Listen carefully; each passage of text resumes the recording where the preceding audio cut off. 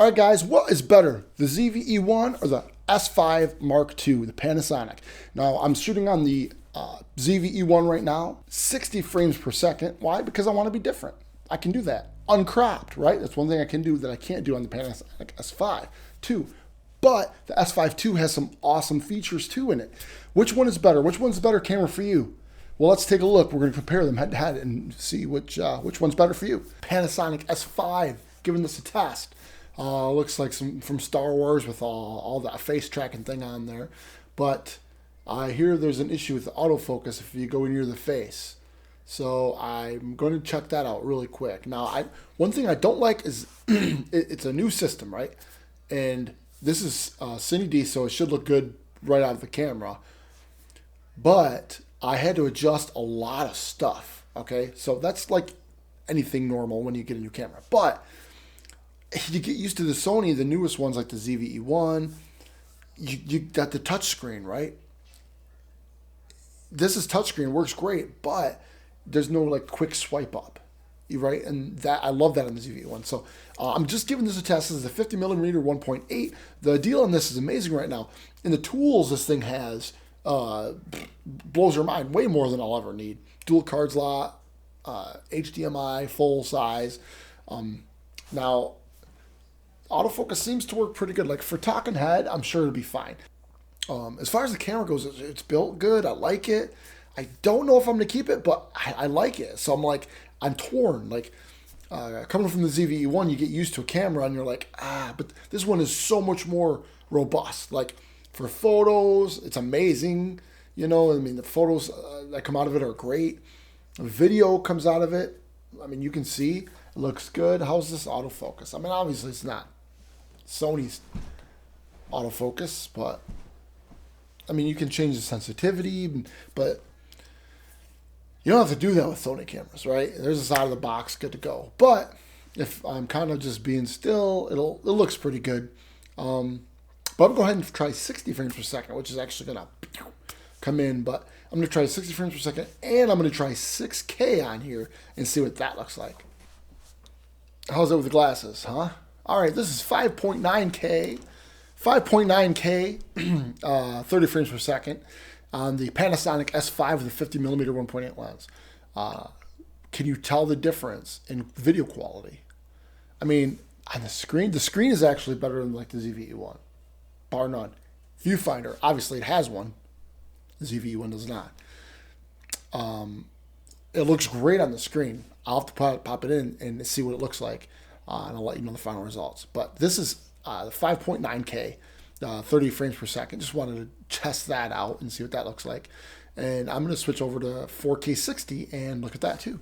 Okay, now I have to drop back here because 4K 60 obviously has a crop. But there it is. So this is the Cine D. So it's kind of like the Cinetone. And this is 60 frames per second on the Lumix S5 Mark II. So how does this look, guys? 60 frames per second. You saw 5.9K. You saw the regular 30 frames per second, 4K. What do you think?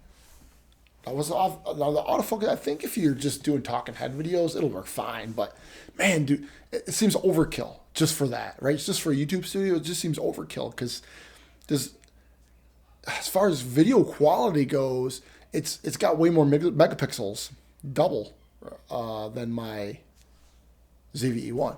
But so for photography, I don't do much photography, but I just had to try this thing out. Because for the price, the features, and the built-in fan, so you don't have to, like, you can just leave it go indefinitely and it will never overheat. Doesn't matter, you can be running 6K. Doesn't matter, it will not overheat on you. You leave it in the hot sun, it won't overheat. So, I mean, if that's a thing, I mean, for me, it never really was a big deal, but it's just knowing that you'd think it would preserve the life of the camera a little more, being that it keeps itself cool, but I don't know. You let me know in the comments below what you think. S5 II or the ZV-E1? All right, let me know in the comments below. Should I keep the S5 II, or say goodbye? Let me know in the comments below. I've got all my lenses and stuff. I would have to build a whole new lens selection for Panasonic. I mean, the camera itself is so much you can do if you really dug into it. Man, I mean, it could do a lot, but you get used to a certain camera, you get used to a certain way it's running and how it runs, and it just seems so much easier. So I don't know. I'm debating. Help me decide. S5 II or just stick with the Sony. A7C is too much. It's too much. But anyway, that's a rant for another time. The first thing I want to say, for the price, it's a good value. Right, for $1,750, you can get a 50mm lens and the camera. Whereas if you new, right? Okay, so I'm not talking used yet. ZV-E1 new, $2,200. Ouch, right? You get a whole nother lens, right? You get like the Panasonic, the Sigma 28-70, and that 50mm for a little more than the price of just buying the camera alone on the Sony. So price-wise, it's a great value for full frame camera. Absolutely is. Next to the R8, which is probably the next best full frame camera for the price. Okay, for the $1,299 you can pay for an R8 right now is kind of ridiculous compared to its competition prices. Sony doesn't really have a new full frame offering for that. It just doesn't. It's not competing, which I don't really like. I don't like that, Sony. What's going on? Come on, give us a entry level full frame camera without all the bells and whistles, so so they can just have that option. But anyway, side rant. And APS-C, I still think the ZV-E10 is the best bang for your buck, just because of the vast amount of lenses. And if you're only shooting it on a tripod, then that's all you're going to need. So,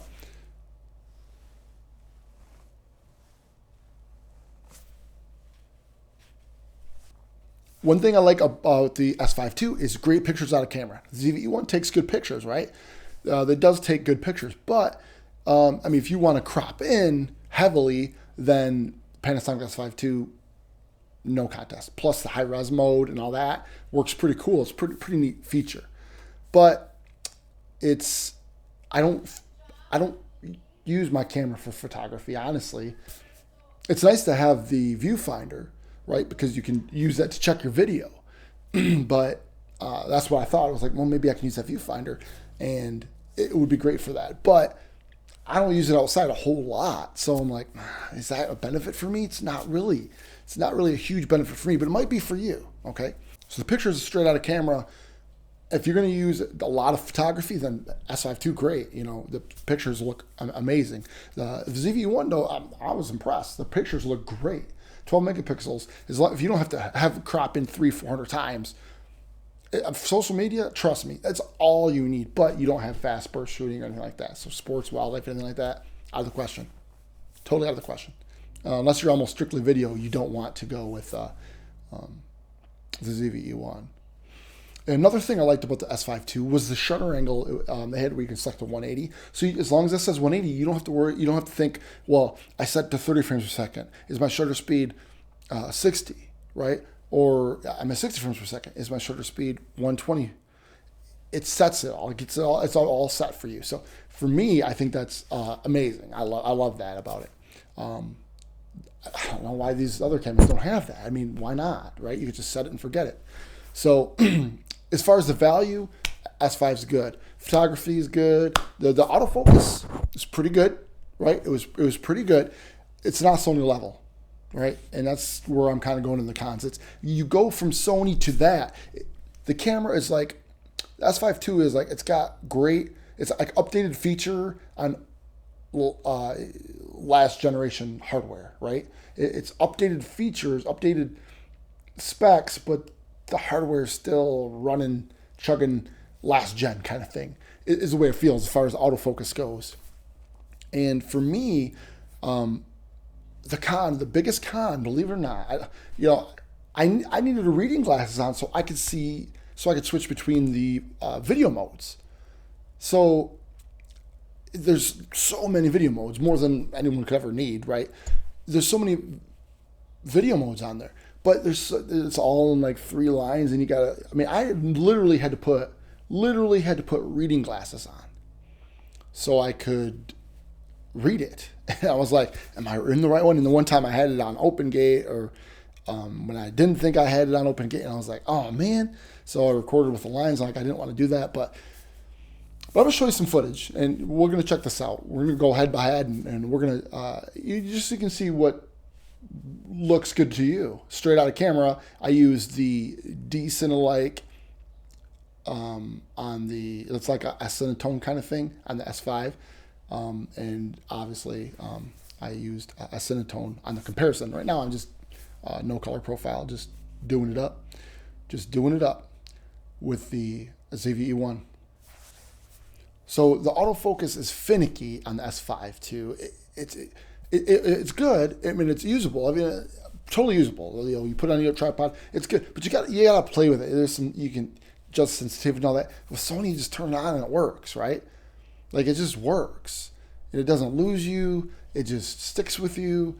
You get used to that, and it's hard to go back, right? It just, once you're there, it's hard to go back to where you were, right? You know what I'm saying? So, but S5 II, final conclusion, the S5 II, great camera for the price. Man, I wanted to like it more because, you know, that fan too, right? It's got the fan, love that, right? You don't have to worry about overheating. Like, I don't really deal with that myself, but it's just having that peace of mind. Like right now I'm on 4K 60. I don't have a fan on my ZV-E1 or anything like that.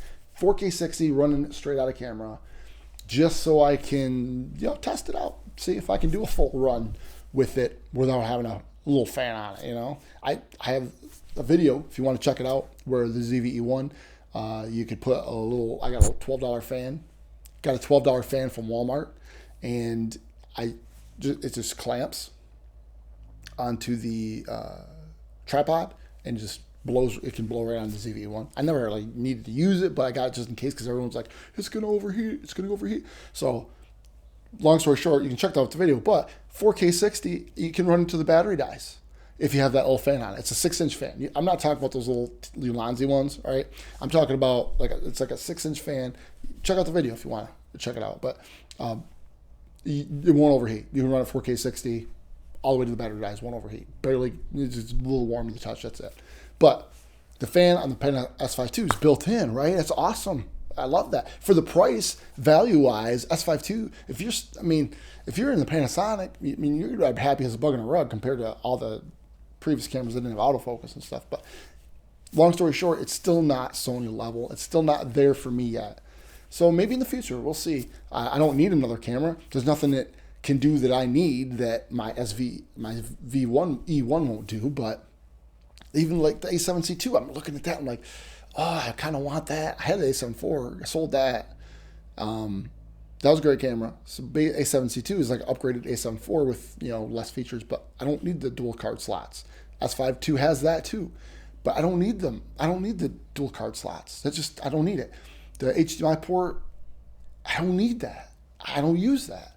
I just use the Creative app on my iPad, and I run that, and that's what I use. And it just, boop, it's wireless. It works fine, just so I can view it, right? Just like that, right? Just use the Creative app, and there I am. And it works, and there's no wires. So my final conclusion for me, the ZV-E1 is the better camera. For you, if you want to take some photos and you just want a solid camera that you can actually use on professional shoots and not have to worry about overheating, and you got the dual card slots, man, it's hard to beat the value. But the autofocus for me, I got so used to Sony, it's hard for me to go back. Well, I've been running this for, I don't know, about 20 minutes or so on 4K 60, and it seems to be working fine, guys. So I got no fan on it. No overheat warning or anything like that. It's still working good. I just want to do a straight out of camera at 4K 60. I like mixing it up, right? I didn't have to crop. I got my Sony Zeiss 55mm 1.8 on here, and that's the good thing that I like this over like even the A7 II. I don't have to crop, right? I don't have to crop it. So I can 4K 60, I can 4K 120 with only a 10% crop. I can 4K 30, and there's nothing that is offered by those other cameras yet that I need, right? Or that I don't already have in this. For me, now the overheating thing, if that's a big thing for you, if you don't want to have the little fan set up, which you don't really have to, is if you're shooting over under an hour, you ain't worry about it. But if you're in the hot conditions, under the sun, then, you know, hey, S5 II, great camera. Love it. I wanted to love it more. I mean, that really bothered me about not being able to see the screen real good. I had to put reading glasses on. I don't like that. Like once you get it set up and everything, I'm sure it'd be great. But for me, I'm so used to Sony. I'm uncomfortable with my Sony cameras. And with the new menus, you just swipe it up. You can take care of it all on camera. So let me know in the comments below what works best for you, and we'll see you guys later. Bye.